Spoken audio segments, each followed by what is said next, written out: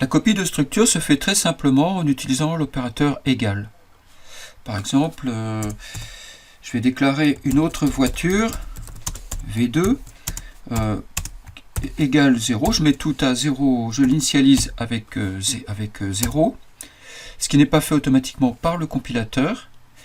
Je l'affiche juste pour voir ce que ça donne.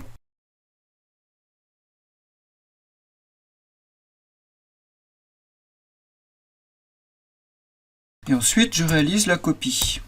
Alors la copie, c'est simple, c'est V2 égale V1. Voilà. Je la réaffiche.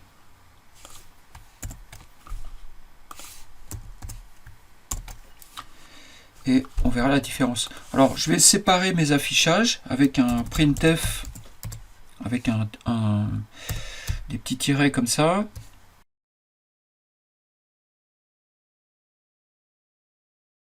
On va compiler.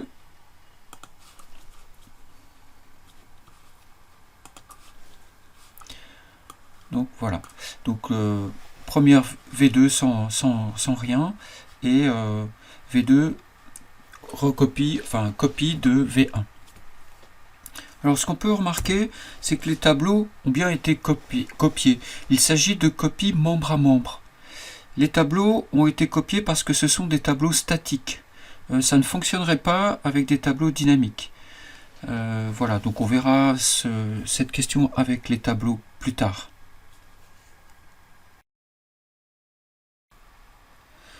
Alors une structure peut contenir une autre structure. Par exemple, on va créer une structure moteur et on va ajouter un moteur à notre voiture.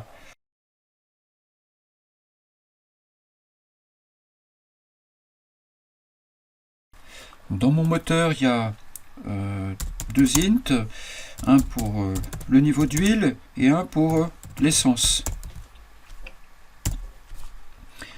Et donc je vais ajouter le moteur, un moteur ici, dans la voiture. Alors évidemment ici ça change. Alors je vais donner un niveau d'huile, donc par exemple 5 litres, et l'autre pour l'essence, on va dire que je suis à 35 litres. Voilà. Et ça marche très bien. Éventuellement, si on le souhaite, on peut rajouter des accolades comme cela pour signifier le moteur, mais c'est pas obligatoire. Alors, ça peut être plus lisible éventuellement, mais c'est pas obligatoire. Donc V2 ne change pas. Donc, alors ici, on va rajouter pour l'affichage. Donc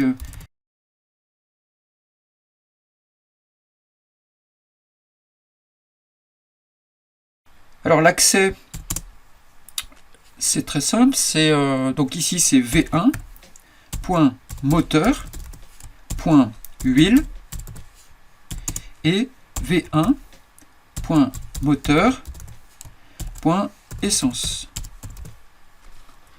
Voilà, donc il suffit, quand on a des structures les unes à l'intérieur des autres, on utilise le point pour accéder au champ de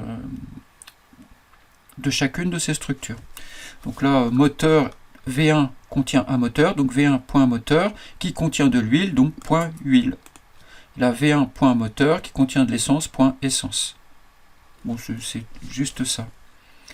Alors cette ligne, je vais la recopier et je vais l'utiliser également ici. N'oublions pas de changer pour V2. On va voir aussi pour la recopie ce que ça a donné.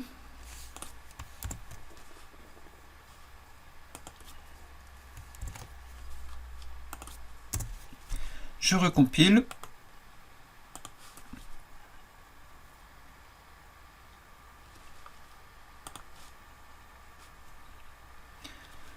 Voilà, donc j'ai bien, ça marche très bien. Donc une structure peut contenir des structures et l'accès se fait toujours avec le point. Pour la mise en pratique, je n'ai pas de proposition nouvelle là sous la main.